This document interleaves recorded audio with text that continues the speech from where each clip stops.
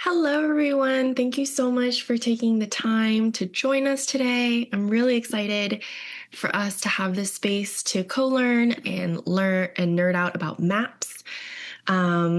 So today we're talking about CivicScape, which is an incredible tool that we'll get into, but the core part of it is bridging data with civic engagement in the classroom. So making maps and data relevant for students so they know more about their communities and what to do with information in their community. So today we will be our brief agenda is introductions. We have a really small group today, so I'm hoping to get to know a little bit more about y'all and know what y'all want out of the session. Talking about the data civics problem / opportunity, depending on how you look at it. Maps in action, so kind of I briefly mentioned this at the beginning with Maggie, but I found some maps that are relevant to where some of the participants live. And so hopefully this kind of proves to us adults that when we have maps that reflect our homes, it's exciting. And then we're actually all going to, y'all are going to have a sneak peek exclusive into our AI tool that we're building. So to kick us off, we'll start with introductions. So folks are welcome to drop their answer in the chat, but I would love to welcome folks if they would like to come off mute. I can kind of kick us off with if we could introduce our names, pronouns, where is home, and that is intentionally left vague, what you hope to get out of today's session, and what piece of data has really stuck with you. So I can go first. Hello, everyone. My name is Joan. I use she and they pronouns. I am the Associate Director of Programs at Trouble & Co. Home to me right now is New Orleans. And today I'm really excited because I really love maps and I'm really hoping to share the joy of maps with y'all. And then one piece of data that has really stuck with me is the fact that color is disappearing from the world. I'll share something in the chat here. It was a Culturist article about data about how the number of colorful cars is decreasing and how, I live in New Orleans. It's Mardi Gras season, so everybody's in every form of color you can imagine. So, yeah, we love color here. As I wear a completely black shirt, but that's besides the point. I'd love to invite anyone else who'd like to come off mute or drop in the chat. Thank you, Smitha, for dropping your information here. I'll come off mute. Oh, so go ahead, Maggie. Go ahead, Alan. Okay, I'll go really quick. My name is Madeline. I am a graduate student at the University of Hawaii Manoa. I currently live in Honolulu, but I would say that Northern California is where I call home, since that's where I was born and raised. I do map stuff all day, but I have a kind of strange path to it. I got my master's in environmental management and became really interested in spatial data for projects for my master's, and then kind of worked as a spatial data analyst for a while at NC's. But I'm not a trained GIS professional. I've taken a few classes here and there, but I haven't kind of gone through the same level of training that maybe someone who took like a GIS specific program has taken. So yeah, I'm really interested in kind of almost like the philosophy around mapping a little bit more, because that's something I never super engaged in during my training. And then also just, I love making maps and I love visualization. And this color thing is so cool. This is something I've actually wondered about, because I just noticed that, like, you know, when you go into like a furniture store these days, there's a lot less color and like a lot of beige, and just like, and I was like, is that a trend? Or so this is fascinating, and really appreciate you sharing that, Joan. Oh, and I use she, her pronouns. And did I get everything? I sorry if I rambled and there's anything else you want to ask about me, feel free. That's perfect. Thank you. Maggie? Yes. So I'm Maggie Glasgow. I use she, her pronouns. I am currently back home where I grew up, Tucson, Arizona, but I spent many, many years in California. So it's kind of co-Arizona and California at this point. I think I ended up spending more years in California than here, but I'm back. I am very interested in sort of end user engagement. And in my line of work, which is sort of presenting data to disaster managers, we want to try to make that as I put my video on make that as accessible as possible. So that's one thing that I'm really interested in, seeing how everybody kind of uses maps and such for engagement, because a lot of the data that we use in earth science is presented in map form, or images, which, still need to be like geolocated so that people understand, what they're looking at and where. And I think the piece of data that's really stuck with me is, funny that you should mention color. So I come from earthquake science background. And one of the ways that we look at the way that the surface of the earth moves is using radar, specifically INSAR. And so INSAR, you get these beautiful rainbow pattern maps, but most people are like, that's really beautiful. What does it mean? But I just remember there's a very famous INSAR image of the Hector Mine earthquake. And I think that's like the thing that sticks out to me is like something that everybody, why is my camera doing that? That everybody kind of knows and recognizes in geophysics. So that is about me. Thank you. I think we have Carla and Alicia, if you'd like to hop in as well.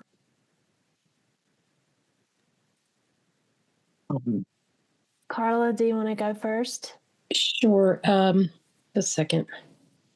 Oh my gosh, here. There. Can you hear me? Yeah, we can hear you. Okay, I'm trying to unmute myself. I'm having a few technical difficulties here. I'm using my iPad, and the controls are just not the same as on my computer, so I apologize. Anyway, I am Carla McAuliffe. I am a fellow Arizonan. Actually grew up in Scottsdale, but was born in Tempe. I now live back in Tempe. It feels like I never went anywhere, but we did move around for jobs. So in 1990, I first discovered GIS accidentally. I was a science teacher, and I was involved in a program called Image Processing for Teaching that was actually out of the University of Arizona. And we were looking at images, raster images, satellite images, images of cells, but they were all raster data. And I kept wanting to do things that you would do in a GIS, like geolocate this piece of a map of the Earth. And so I fell into it and started working with teachers and students and teaching them how to use GIS. In about 2003, I got an NSF grant to do that, which was way, it was considered like this brand new technology. No one was using it in classrooms, et cetera, but there was a technical hurdle. So back then, we did something somewhat similar to what Joan is doing, in that we helped kids and teachers carry out independent research projects. At first, it was focused in Arizona. Then I got a national follow-up grant across the United States. And in any case, I have a long burning interest in GIS in education, and particularly in K-12 settings, and thinking about, now that we have data science arising as kind of a new area, what are those skills and abilities and things that we can still infuse into the K-12 level that will enable kids to see themselves potentially doing some of this stuff in the future? Many of them are not aware that some of these jobs even exist. And of course, with AI, we don't even know what those are going to necessarily look like for the future. So it's a exciting time. And I think meeting kids and teachers where they are, and that is, hey, this is my home. These are the things happening around my home. It's wonderful. So I'm very excited. I did see Joan give a wonderful little Spark talk at AGU, but I'm excited to learn more and figure out how the Education Committee can support this effort. Thank you. Sorry, that was long-winded. No, you're fine. Alicia, do you want to give your intro? Yeah, I can go. Alicia Crawl, she, her pronouns. I currently live in Salida, Colorado. I've lived in Colorado for a good portion of my life, I would say, but I am originally from Georgia, so I have a pretty close connection to there. All my family still lives in Georgia. for today's session, I just kind of want to learn more about what y'all are doing, which is exciting. And then a piece of data. Could I share my screen real quick? I might be able to replace yours. Absolutely. Go for it. In terms of data, the plenary this morning, we were talking about transitions. And of course, our community has gone through a lot of transitions in the past year. But this figure, which is in a recent Nature article, really struck me because it's basically showing the agency staff levels and the significant drop over the past year. And so it was just a shocking thing to see. I mean, I think we all knew, but I had not seen that visual. And again, thinking today and having those conversations around transition, it kind of had a pretty big impact. It shows kind of, visuals sometimes can really bring some things home. So, yeah, that's it for me. Thank you all for sharing. And if y'all, as we continue on this conversation, have more questions or have more like, oh, I'd like to talk about this, we have a basic structure, but the hope is that similar to how we want our students and student-driven projects, I want this session to be as helpful as possible to everyone involved. So please share your thoughts as we go along. So a quick introduction to what we do here at Trouble & Co. is very much married into all of the things that we were just talking about of marrying social responsibility with STEM and technology access. So maps, all of this technology and data that exists out there, connecting that with the so what of who cares about these maps if it doesn't help us move towards either social or environmental action. And the reason why we were all talking about how we were brought to, everyone spoke about data, but specifically linking it with place. So a big reason why we use GIS as like our focal point of data that we teach is because maps are everywhere in our lives and impact our lives all the time. It's just like Carla mentioned, it's not necessarily immediately obvious to our students and to our young people that this is a part of life and a career field that is very flexible. Like kind of like what Madeline said, whether or not you take a full-on GIS course or you're, tinkering around with maps, it is something that is present in our lives.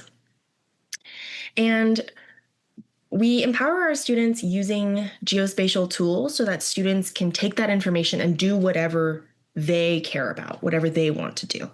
So we build technical proficiency, so the actual logistics of collecting data, looking through open source, actually tinkering around with different map layers and polygons and different things on the actual GIS platform.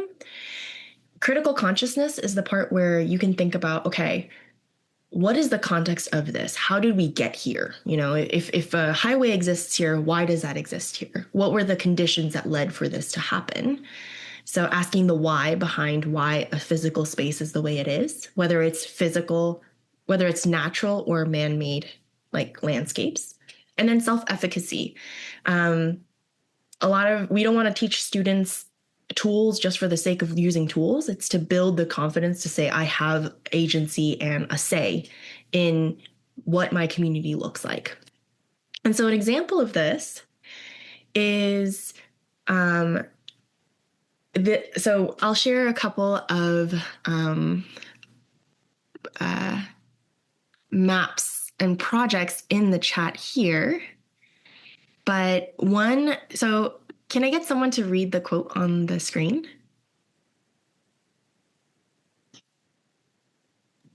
Still figuring out how to mute and unmute. This is Carla. This course provided an opportunity to create change in my community. It made me think about what I want to do about climate injustices now. Thank you. So our Mapping Justice program is our longest engagement with our students. And we have this past summer, we had 2 Mapping Justice cohorts. One was Mapping Justice across the Gulf Coast, and one was specifically in Hawaii.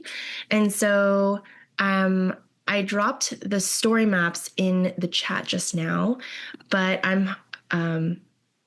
So this is quotes from a student. This is someone who was a student that was evaluating the real danger of hurricanes in in Florida. And this was what the student took away. Another student explored poverty compared to environmental risk in Hawaii and mentioned how living in Hawaii, I have witnessed the island's environmental challenges, particularly the kekaha landfill issues. So students were able to learn this technical skill and connect it to matters of home, community and environmental matters of home. This was a really cool project. We'll talk about tree cover in a little bit as well. But this group of students actually mapped heat indexes and specifically related to tree cover in their neighborhood within Miami-Dade County, and actually interviewed a neighbor. And can I get someone to read the quote from the neighbor? Sure. It's like our part of the city was built to burn. No trees, barely any shade. You go to the fancy neighborhood and it's like a whole different Miami. Thank you. And so this was a way for students to not only learn the technical portions. So in the background, you can see the technical portions of understanding how to use different layers and which polygons and how to actually relay the data, but also connecting it to their neighborhood. What to actually do. Do I want to talk to my community members about it? Do I want to evaluate and then create, go to city council? What are the options here for students? And so another reason why we use maps is because maps have incredible power, but maps are not necessarily blank reality. They are decisions. They are decisions. We all remember this decision, but of renaming the Gulf of Mexico to Gulf of America. And a huge reason for using maps is to talk about power and talk about who is collecting the data, who is getting to define these boundaries that do help define our lives. And speaking of power, I had a question for the larger group.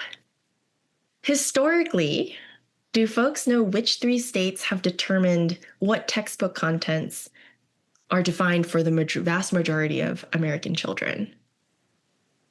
And I'm thinking the past 20-ish years. Texas has to be one of them, maybe? Mm-hmm. Texas. Yeah, I was going to say Texas also. Mm-hmm. And we've got 2 more. I'm going to try to guess California, but I'm not sure. Yep. California is one of them. And this last state is fairly newer to the scene in terms of determining what is actually in textbooks. God, I hope it's not Florida. Florida. Y'all are correct. It is Florida. So those are the 3 states, especially in the last 10, 15 years, especially with Florida kind of coming up, that has helped to determine the textbook content for a vast majority of American children, which means that whether it's the political or social standards and priorities for those states determine the content that all of the students in America are getting. And that is, by the way that some of y'all said, I hope it's not Florida, we all have, complicated feelings about all of this. And rightfully so, because that means the students all across the rest of the 47 states are not necessarily getting materials that reflect their own particular state or their own region.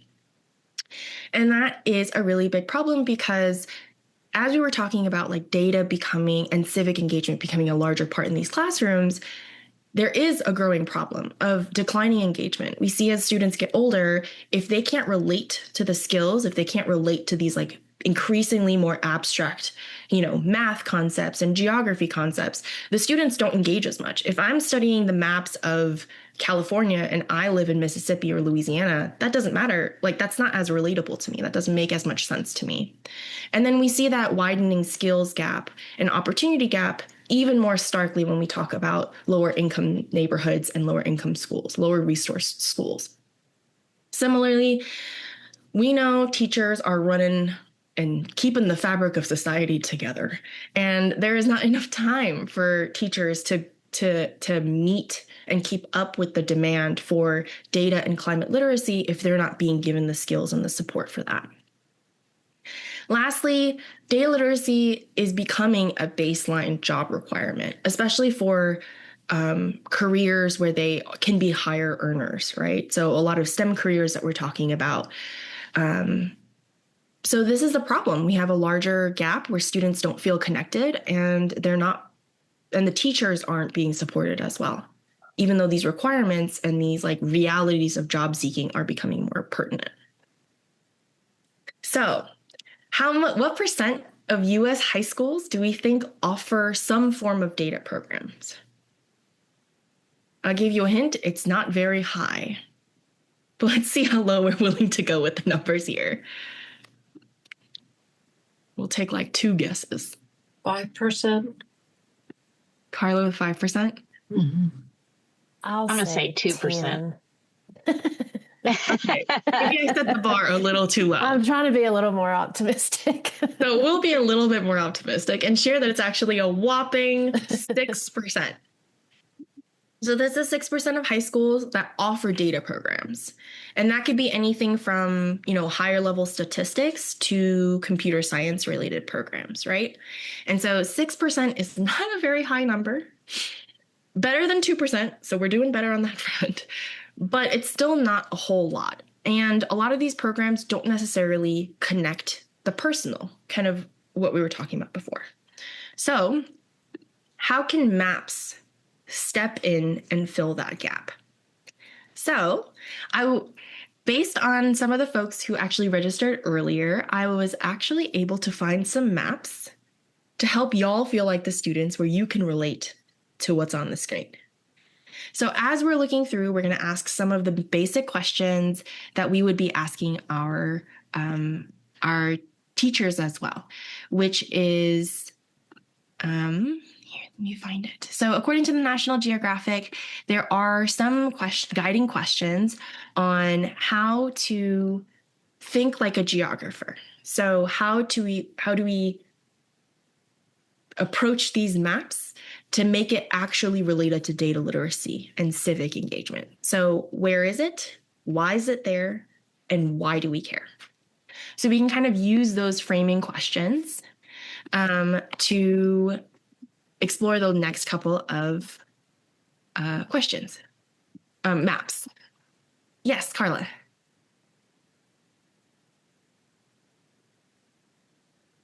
Unmuted before I raised my hand. Okay.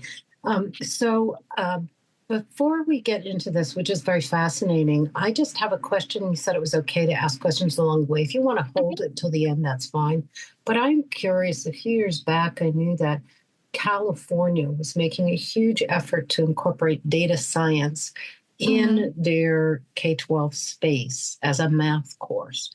And then there was a huge pushback, and they stopped doing that. And I don't have enough context to know exactly what happened or why. And I don't know if anybody in this group does, but it relates to what we were talking about before about the percent of schools offering data science or some combination, whether it's in computer science or whatever. Do you have any knowledge of that or know what kind of happened?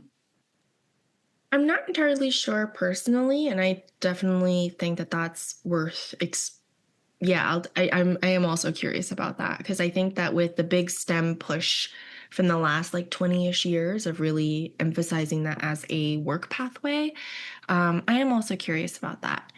I don't know if anyone else in the group has any knowledge of that, but I do know that it was something that hit like courses need to be certified, if you're going to offer them in your high school. And it was something to do with different communities. I don't know whether it was the science folks or the math folks feeling like their territory was being stepped on if data science was going to replace algebra or whatever the ultimate thing was. But there are other factors sometimes that influence what we can and can't do in schools. So anyway. I don't actually know about the specific issue, but having grown up in the public school system in California and kind of witnessed a few iterations of maybe conflicts like this, I think one thing is that in California, there's just such a massive discrepancy between school funding depending on your local taxes, which I think is common in a lot of places. But if I had to guess, it might have something to do with that, where we have areas where, students are struggling just to get basic math skills. And then areas where, that there was more of a demand for that, but potentially really concerned about like equity and like, the data science would only be going to certain schools that already had a lot of resources. Again, I've seen that happen with like other things, and I don't know much about this issue, but if I had to guess, it'd be something along those lines. It's definitely a huge challenge. It's such a big state with like such a complex tax code in California. Yeah. I'm going to just move us along and kind of bop us around the country a little bit, and kind of related to what you were talking about of how do we bring this into different classrooms across different across different states, in bringing data literacy. And again, not necessarily replacing traditional disciplines, but how do we weave that in? So the first place, as I mentioned earlier, I'm calling in from New Orleans. And so this is a map of the tree equity score. And I took a screenshot of, well, no one tell anyone where I live. But this is approximately the equity score of my neighborhood. And so if we look at that, we can see that this is an index score, right? So this is there are different facets that are involved in this. And so we can use this as a way to explore local neighborhoods and see your neighborhood, and then maybe understand statistics, right? In a traditional math classroom. Okay, if we're doing that, like how much of it is weighed in? What is the percentage that we give, each score and weight that we give each score? And that could be a really cool way to bring this map into the classroom to say, okay, which is my neighborhood?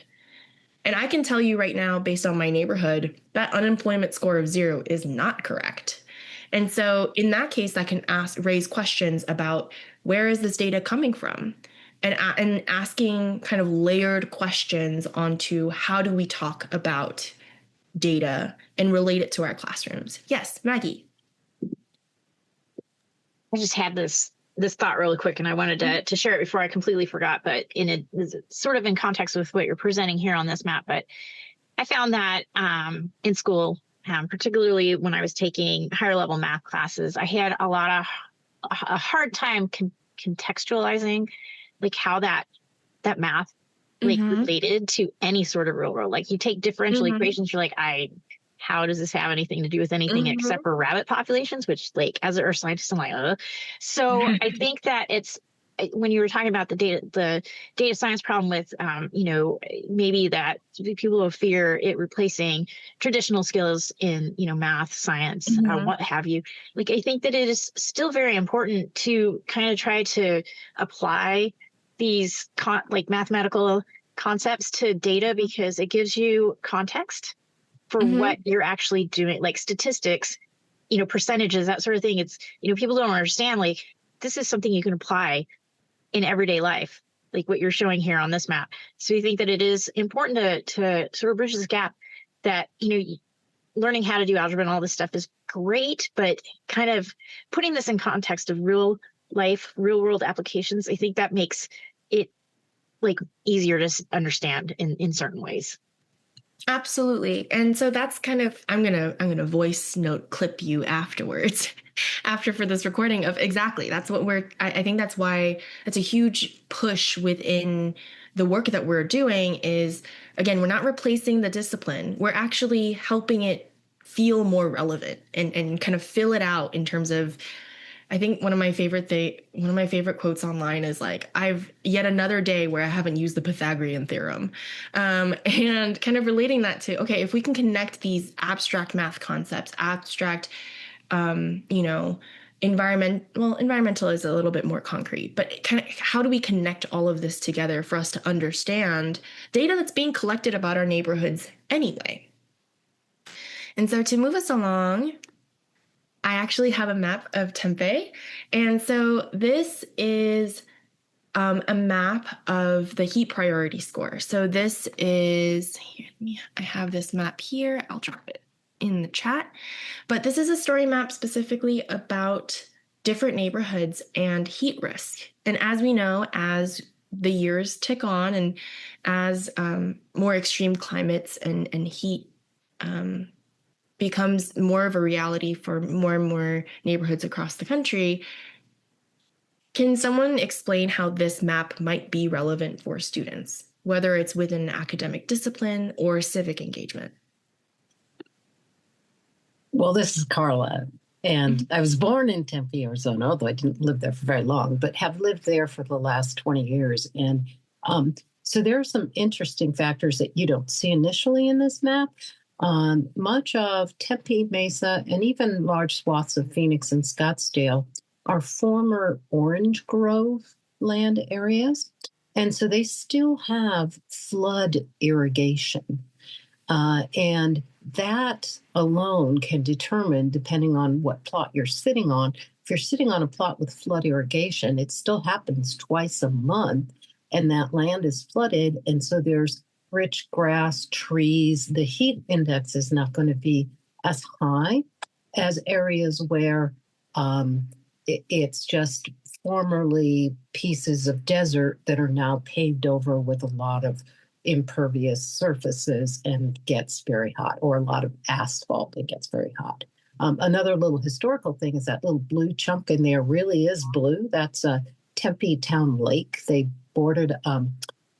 dammed up parts of the Salt River, which really very rarely has water flowing through it, and you have the Tempe Town Lake. So you can see that the section right next south of it has very low heat risk. Well, it's right there there's a lot of lush vegetation. It butts up next to Tempe Town Lake. So there's interesting little things. But there's also, if you were to overlay economics, so the area with very high heat risk south of the Salt River, this is kind of small when I'm looking on my screen there. I'm not sure what it's called, but it's this big black block just straight south and a little bit west of the lake. That is a poor socioeconomic area. A lot of it is actually university students too, but it's poor areas. So there's a correlation between the socioeconomic status of your neighborhood and the heat risk, as mentioned in your previous one, that, there may be more trees, there may be more landscaping independent of that agriculture thing I was talking about earlier. But and that's incredible context, because that is context that I do not know. But as someone who is from Tempe and also knows the history of the area, I think that's something that we should remember, is that not all our students know the history of the area that they live in, whether it's because they freshly moved there or because that's just not a priority in knowing, or if maybe, families are becoming increasingly more isolated from their neighborhood community. So I think this is all information where we had one student who in our mapping justice program lived in a neighborhood in Florida, and they were very as soon as I'm done with high school, I'm out of here. I'm going far away for college. And then during the semester, during the summer, they did a project about the history of their neighborhood and about labor organizing in their neighborhood and how the demographics are shifting. And they actually realized that they actually really love their community and they actually want to stay, or at least come back regularly for it. And so the idea is that these maps tell part of the story, right? It sparks this conversation of what is the historical reason, whether it's orange groves or the damming of the river, that changes how we actually see the areas that we live in or that we're from. New York is where I call home. Home. My parents still live there. And this is another piece of information. I'm sure lots of folks over the last couple years have seen videos of subways being flooded, and it's a little bit terrifying. Not a little bit, a lot of it terrifying. And a huge part of it is having conversations about, for a very intensely, densely populated city, how do we build the infrastructure needed to face the realities of city planning and a continuously growing city with the safety and realities of climate change. And so there was someone who had registered for this call that was from New York that I was like, and specifically explored environmental infrastructure. And he's not on the call, unfortunately. So I was going to ask him kind of curiously myself if he had any thoughts or context on it. But this could be a really great way for us to understand, again, related to math, which I really do love math, is what is the change over time of different neighborhoods and different parts of, I guess it's strange to call New York City coast, but New York City coast and the vulnerability of those areas. And based on that, which neighborhoods are being affected? Which neighborhoods are changing, whether it's because of gentrification or climate disaster? What are the vulnerability portions of that students can relate to as students who exist all across New York City? And the last one is Tucson. Thank you again for everyone who did register earlier. It helped me kind of bring some of those maps here. But very similar to the tree equity score in New Orleans, there are a number of factors that with different organizations, and this is a really cool example of how different organizations, different places might prioritize different factors in their heat index or their tree equity index.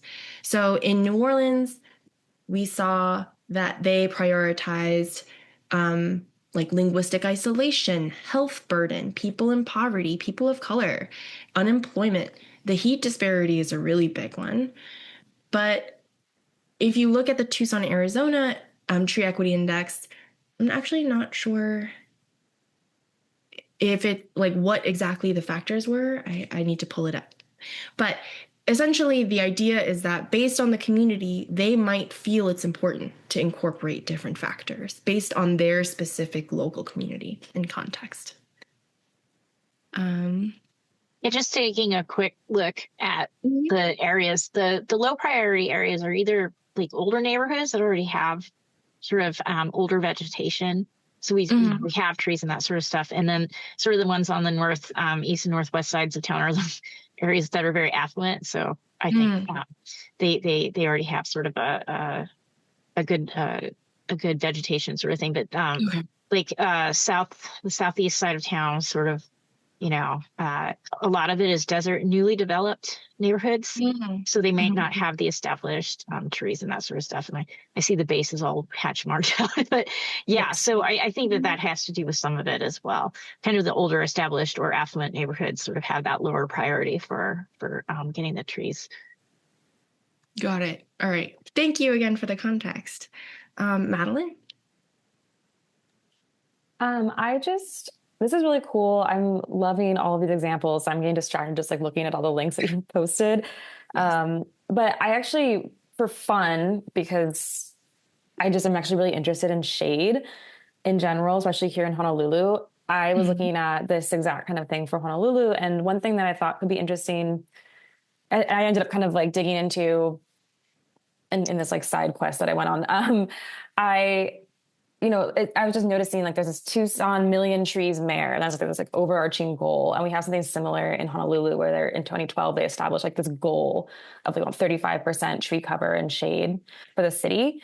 And then it turns out it's similar to, I think, many, many places that the wealthier, older neighborhoods have always had shade and always do. And so I think this would be kind of cool. And I'm sure you've already done this, but I was thinking, at least for like my analysis that I want to put on my blog, like it'd be kind of cool to show like the scale, like why like big statements at that scale can actually almost not like stop action, but kind of confuse action, because it turns out that Honolulu has almost reached its shade goal, but it hasn't really changed. Like the distribution of shade hasn't changed. So it'd be a really cool way to kind of teach like scale and scaling and like how to interpret policy at different levels and how, I don't know where I'm going with this, but it's just something that I found in our data. And I thought it'd be really cool to do something similar in other cities, because I think it's a pretty common pattern of distribution with shade.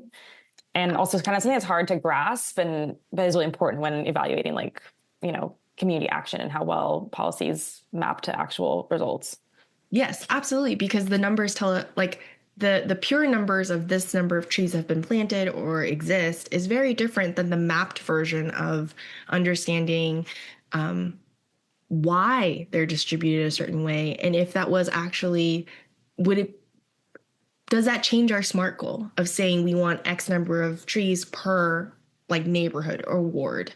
But yes, thank you so much, everyone, for your like localized knowledge. And this is what we're hoping with our students, that all of our students carry the information about their neighborhoods, whether it is like a more formalized historical understanding or just on my walk to school, there are no sidewalks, or, there are no trees. And so that's all important information. And so I hope what we're getting at all together is that place-based data and maps engages and increases buy-in. So whether it's kind of like what Madeline said of, let's actually get super clear on where all these trees are actually going. Are we getting actually closer to our goal? Or are we actually creating this false understanding of the progress that our community is making? Are policies not actually transparently what they're actually intending to do? And so the follow-up question is, we know that this information is great, that this type of place-based data and maps can be really, really helpful in engaging students, not only to like care about their own community, but also get deeper understandings of what they're learning in the classroom, whether it's math or geography or civics. And so how can AI amplify the accessibility to place-based learning? Right? We've established teachers have so much to do and not necessarily enough time to either find the data, comb through the data, clean the data, make the maps. It's a whole different skill set, and that learning is necessary, but not necessarily accessible. So, Trouble & Co. has been creating CivicScape that'll enable place-based learning grounded in data civics. And that way, no matter where you are in the country, you can get data relevant to your community, your neighborhood, and teach your students. And so it's to augment teaching capacity. So the AI component of our platform helps with discovering local data sets and creating maps specifically for inquiry-based learning. And scaffolded learning. A big part of that is we know that a lot of our students have IEPs and 504s with different learning barriers. I know specifically in Louisiana, we have a very low literacy rate and numeracy rate. And so accounting for all of those components is integral to, it doesn't matter if each student has it if it's not understandable to each student. The AI reduces the cognitive, technical, and time burden on the teacher. So the teacher remains in full control because they know what their students are interested in. They know what their neighborhoods need and what information is relevant. And so educators throughout this process of engaging with the AI maintain full control over the content, framing, and interpretation of that data. And lastly, CivicScape's AI provides the kind of scalable version of what Trouble & Co. has been doing. All of those maps that we shared earlier about mapping justice, those are highly intensive, like 6 to 8 week programs with students. As much as we would love to be in every classroom and teaching students all across the country, as of right now, that is not something that we can do. And so how do we integrate that into each classroom? Because each student deserves to have that kind of deep knowledge about their own community and data. And so, we're actually going to explore CivicScape together. So this does require a registration process. I know that one of the tips that Alicia shared was decrease the burden of entry. And I promise this is a very easy registration process. Y'all can log on and create an account. And Once y'all actually create an account, if I can get folks to either give an emoji response or like type into the actual chat that y'all have registered, I will kind of guide us through this process all together.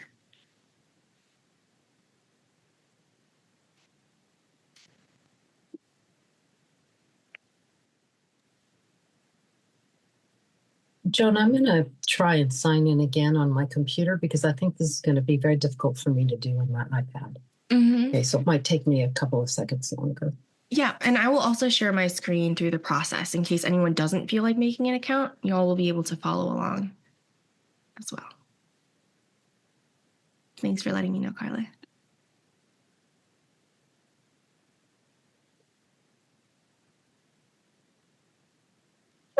Joan, if I might share a couple thoughts on the whole using AI. I thought I was muted. I'm really sorry.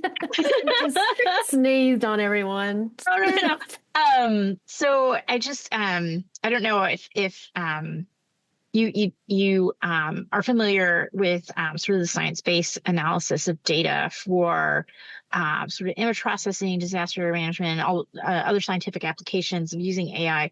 But I would just just sort of make a plug for a couple of the sessions that I was involved in, which is the one that was part of the session presented by the Disaster Lifecycle Cluster, of which I'm one of the co-chairs, as Alicia mentioned. And then the other session was led by David Green, which was geospatial AI, basically for scientific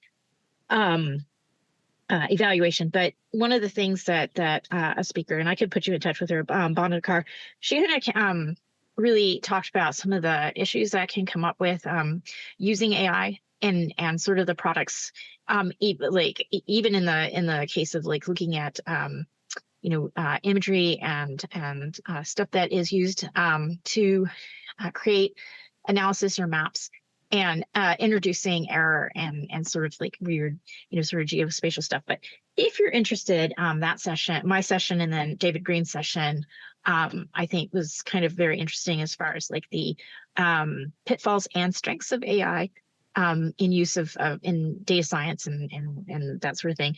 And so I just wanted to make a plug for for those in case you're interested in looking at them, because I think one of the things that I myself am concerned about as far as using AI tools for teaching or engaging user communities that may not be as familiar with the data that we use is a lot of times people like put a lot of faith into AI. And I always have to remind people garbage in, garbage out. So you really have to be careful about what you're looking at and what you're using, why you're using it, and how you use it. So that's just my like little mini rant on how to be careful. I mean, I think that your tool is really great because it introduces people to sort of the data landscape, but there's always the cautionary tales of like being careful to really understand that sometimes even AI can't solve all the problems in the world.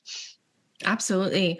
100%. I think another portion of troubling codes programming that I didn't talk about as much is talking about being responsible technologists, right? The technology, a lot of this, whether it's AI or algorithms, these words that seem very like esoteric and seem like, oh, I don't know code. That's like way beyond my understanding. It's all coded by humans. It's all, so we talk in a lot of some of our programs about like tech bias, about how we like raise tech and power, of how algorithms actually work. Those are lines of code made by a person or now by AI.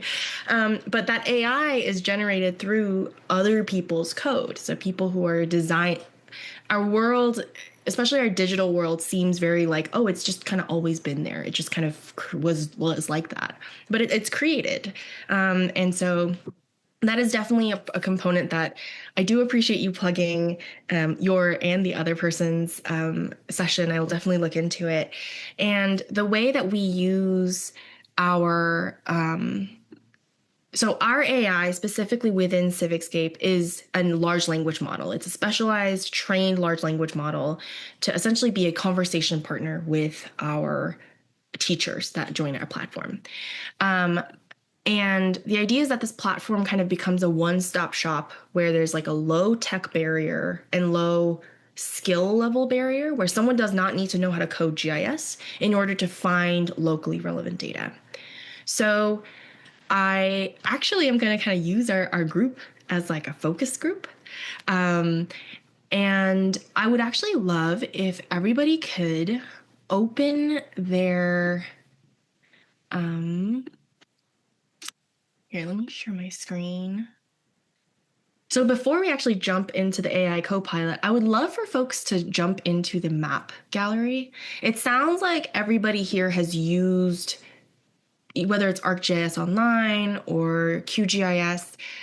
I wanted to kind of introduce you to some of the resources that we've put together. Again, we're working with very specific teachers and data literacy levels of assuming that teachers aren't necessarily going to know what polygons are, and quite frankly, might not care. Like that's not the level that they might be achieving for or teaching their classrooms, and that's actually great. That's good data for us. And so if y'all could, so a lot of y'all might have heard about National Geographic's Mapmaker. This is kind of the lowest, easiest way to access. Are you Carla, Where are do I you get? I guess I'm lost because I'm on my computer now. I can't see any of the previous chat, but maybe we're not grabbing things from chat. here? I just dropped the login again That's for perfect. Okay, perfect for creating the account. But here I'm also going to be toggling through, so if in case you just want to watch, that's totally fine as well. But there's different resources that we've compiled that are publicly available. And so this is the low code, publicly accessible Mapmaker is available to anybody. The Map and Justice Data Hub is data that our team has seen being used by our students a lot. So students who are interested in environmental justice data or specific census related data, maybe toxic air emissions or related to like health outcome data that students have sought out, or land use data. And then our Trouble Atlas is our own little exploration of maps and map layers that our students and our facilitators have used a lot.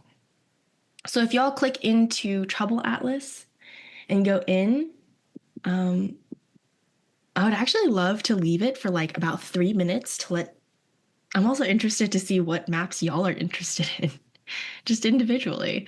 So I'll give about 3 minutes. I'll set a timer for 3 minutes and then let folks kind of poke around the Trouble Atlas to see what's interesting to you. And also, for me, please let me know, is there friction when you're using certain points? If you were a teacher, or even not as directly a teacher, what is interesting? What's missing? I would love to hear feedback from folks on what you saw, what you thought, what you wondered, either from the perspective of a student or a teacher or just as yourself. I was just surprising myself over how I didn't know about the Google Data Commons. And I've never really played with it before. I think because most of my research is in like two very specific sites. I'm like, I have like, oh, that's, like I usually go to like the government GIS databases and like those are like my go-to. But I didn't even think about other ways to source data. I think I will echo a little bit of what Maggie was mentioning earlier, is that when I have just like used Google or like thrown and asked like, ChatGPT help me find something, it's a mixed bag. So I definitely would want to play with this a little bit more, but it seems really cool. And I just wanted to, I'm probably going to email you, Joan, but like the Mapping Justice Hawaii has some data that I'm like, I don't even know where that is. So however you source that, and I'd love to know more about kind of how like the QA/QC process and the wrangling process that goes on behind the scenes, because I know that takes me forever. But that's on the side. So yeah, just like impressed, I guess, is my main takeaway, and a lot of resources on here that even I have never played around with, and that's super cool. Mm-hmm. And I don't know if anyone had a chance to actually type into Google Data Commons, but let's say does anyone have a specific question that they'd like me to type in? I just did coral reefs in the Caribbean, which I don't know. It didn't find anything though. No one comment on my spelling. Has coral reefs, or how has coral reefs? Oh, I see what it wants. Okay. Changed in the Caribbean? Sure. Over the last 5 years. And we're hoping that this is kind of the complement, the data complement to our AI Copilot. Our AI Copilot is specifically geared around curriculum development. And a really big part of that we're still working on the code for right now and talking with actual teachers for is standards alignment, right? Again, if we're trying to get this in as many classrooms as possible, we don't want it to be an extra burden. We want it to be incorporated with existing curriculum that they have to teach regardless. So how do we integrate data and maps into the existing formula? Okay. So yes, Madeline, I don't think my messaging on this question actually really helps. No, I mean, it's better than what I got. I got nothing, but I was treating it like Google. Like I was just like coral reefs. But I see it's kind of interesting that it responds better to like a specific question. That's really cool. But yeah, and then they also give sources, so it's a little bit easier to navigate. I think Maggie, did you have your hand raised? I think I hit that by accident. But I kind of want to comment about what we were talking about these models and stuff. So my background being a person that does numerical modeling is sort of like it is. I think it is like sort of important to kind of really bring home the message that, you know, if we're basing, you know, our data analysis on models, we have to, you know, first agree or admit that all models are wrong, right? So it's just the degree to which it's less wrong. You know, so, and then, you know, this is just a problem that I've wrestled with throughout, you know, sort of my career is, you know, there is, you know, earth science is really difficult, particularly earthquake science, because we have like infinite variables and not enough data. So it's really like understanding the problem as well as, you know, what you're getting out of it. And I think that sort of just like kind of, you know, making sure that people understand that, you know, if it's a problem that has too many variables and not enough data, you know, it'd be very difficult to like get an answer. So it's sort of like, and when we parameterize, you know, stuff, we have, you know, we linearize like a differential equation. So it's, you know, that in of itself is like not as correct as it should be, because computers can't solve differential equations directly. So you have to linearize the problem. And so like you introduce like assumptions, right, into everything that you do. And so it's important to kind of like, and maybe this is like too high level because it's like sort of the big picture stuff that I've dealt with. But I think when, you know, you're introducing these tools, you know, people are like, oh, you know, this is the greatest thing ever because it gives me any answer. Of course, it will give you an answer, whether or not that answer is correct or even close to correct. Is, you know, the degree of correctness is sort of really important to understand. And that's actually a really great kind of segue into what we're talking about with not just the AI Copilot, but how we, in our direct service programs with our students, how we help students navigate the civic engagement portion, right? When you're talking about my neighborhood is changing because of gentrification, I mean, I feel this way as an adult who has lots of people that I reach out to and I've learned about in school. I get really overwhelmed by all the factors, kind of like you were talking about, Maggie, of that are a part of gentrification. That I'm overwhelmed by the number of factors that are involved in the tree equity score, right? And so it seems like there's seemingly an infinite number of ways that you can collect data, that you can account for differences, that you can account for bias or harm.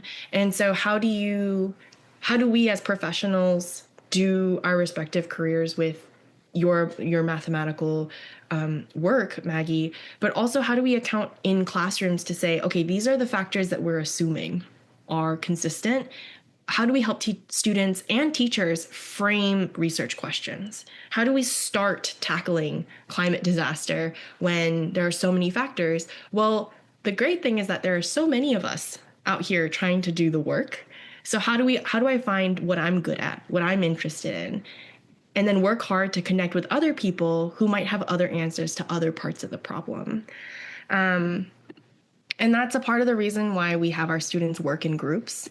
If y'all flip through the Mapping Justice outputs, there's most of the teams are teams. They're multiple students because we are adjusting our students to the concept of working in teams and group projects, which continues on in life past high school.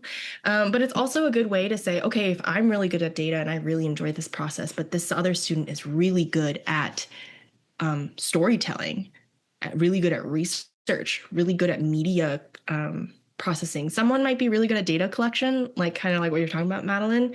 And then someone else might be really good at data visualization. We talk about those skills as if they're the same thing, and I am a good testament to how they are not the same thing. And so how do we, again, have this process of engaging with maps, engaging with the Copilot, be not just for professionals like us trying to learn, oh, I didn't know that Google Data Commons existed, and also students as well.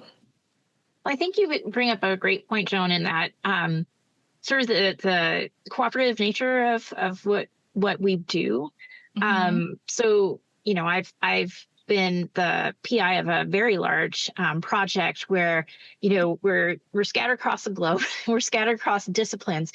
But I think that one of the things that maybe students don't realize is that as you grow into your career, you're going to have to collaborate.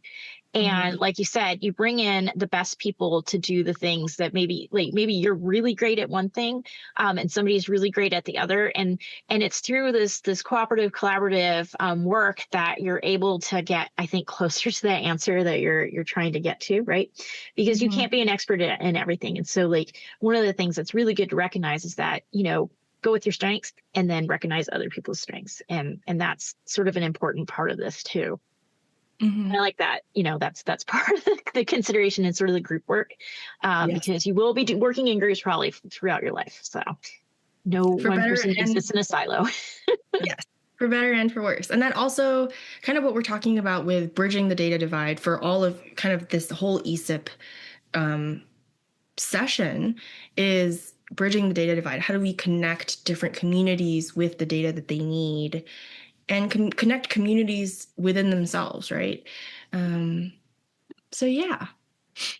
And then the last component, which I know that we are a little shy of 20 minutes of the end of the session, is we have the AI Copilot. So we have named the Civic Copilot Geo, which I think GEO would make more sense, but that's, between us and the product team. But the idea is that this is a limited large language model. So you would talk to Geo, and I kind of started this conversation here, but I want a lesson plan for New Orleans. I want to teach, say, 6th grade earth science. I have 45 minutes to teach about, let's say, nutria invasive species specific to Louisiana Bayou. And the idea is that as we get more feedback from teachers and from students, specifically from teachers doing this work, we'll be able to help this Copilot ask all the necessary questions so that, Madeline teaching in Hawaii would get us the same support, the same strategic support in Hawaii that I would get in New Orleans. And so, again, we've kind of asked Geo to be very inquisitive about all of the necessary things, right? So, will the students be doing group work? What is the real tech limitations of students, right? Not all classrooms will have. Sometimes we need to create lessons where it's purely paper. And do you want the lessons to align with specific state standards? And then do you want like an exit ticket, right? Some teachers for every lesson has to produce an exit ticket. And so the idea is that as I continue talking with Geo, it'll help me and be a conversation partner for me as I create my 6th grade earth science lesson here in New Orleans.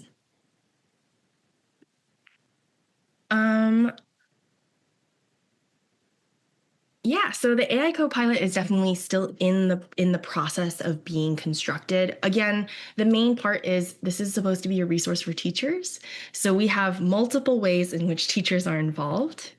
I don't hear anyone saying that they're from Mississippi, but I would love if. Oh, sorry, I did not hear for this.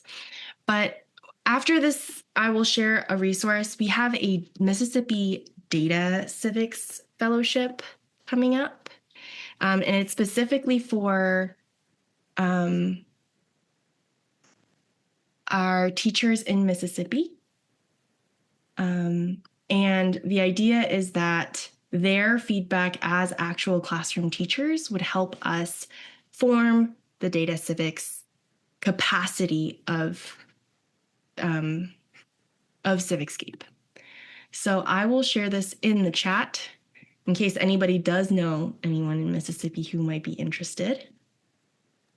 But before then, I wanted to take some time to kind of reground us before we actually head back out into the world and close out this session.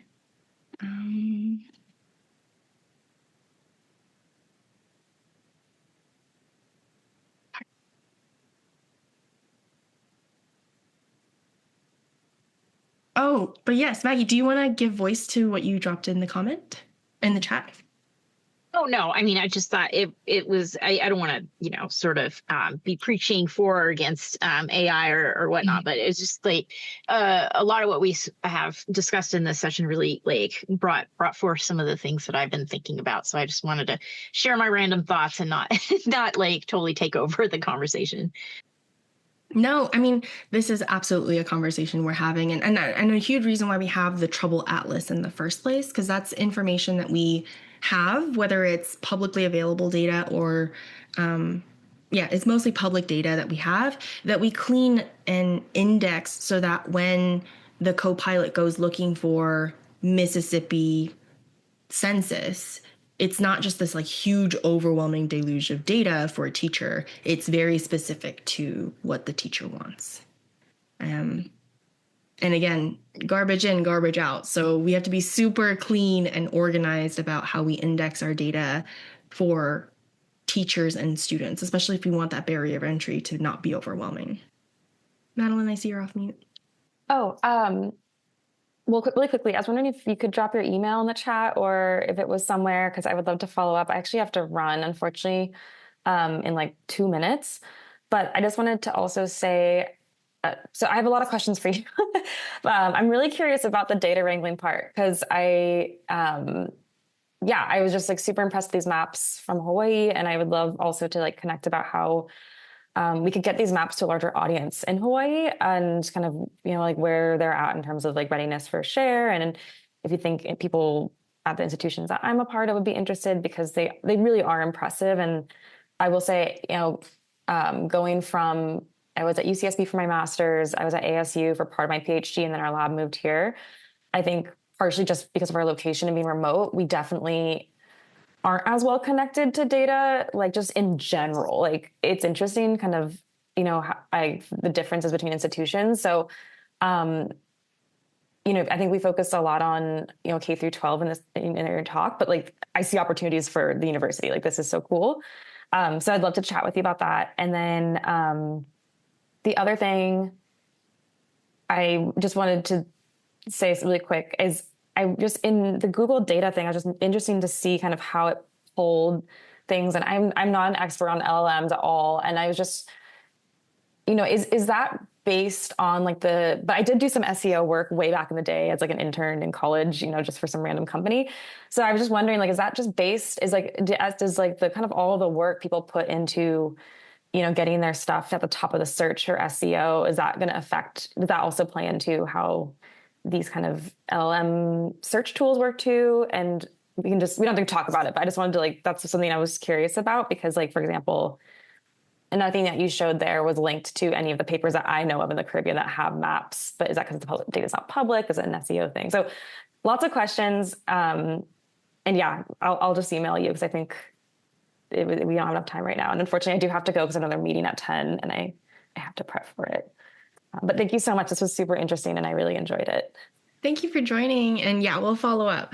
But I think Madeline's question kind of is at the center of how AI is affecting how we interact with the internet. I know that like how SEO searches are functioning. I know that there's a huge push of a lot of people who do blogs are moving towards things like Substack because of the different barriers of paywall, but also how SEO functions on Google and how AI like Gemini is just altering how we interact with the internet and how we prepare our students and our teachers and just the general public as responsible technologists is vitally important. But yeah, so kind of to bring us back into the fold of wrapping our time together up, the state of data civics, we lowballed it to 2%. It is 6%. And we are, I think, as a society, and especially as educators, understanding the importance of data civics and preparing our students to be as prepared as possible. But how do we make it more relevant, and how do we keep students engaged for longer is the big question. And I hope that the relevant maps of people speaking in and sharing the contexts of whether it's the orange groves or wealthier neighborhoods helps us, even as adults who know that relevancy is important for learning, reminds us of the power of maps in terms of engaging and kind of boosting the capabilities of learning. And then CivicScape is a tool that we are developing, and that as we are a part of the eCiv community, we will continue to share updates. We are really grateful to be a part of a community that prioritizes earth science learning and the sharing of information and opportunities for professional development, even within our within the field. And as Maggie said, collaboration and cooperation is how we're going to solve some of these overwhelming problems. And we're hoping that CivicScape is a tool that will help more students be engaged in that learning and be active participants in not just their actual classroom, but outside their classroom and being youth leaders as well. So I'm going to wrap up with one of my favorite quotes. Can I have someone come off mute and read this quote? I'll be happy to read it. Changing everything might sound daunting, but it also means there are many places to start, infinite opportunities to collaborate, and endless imaginative interventions and experiments to create.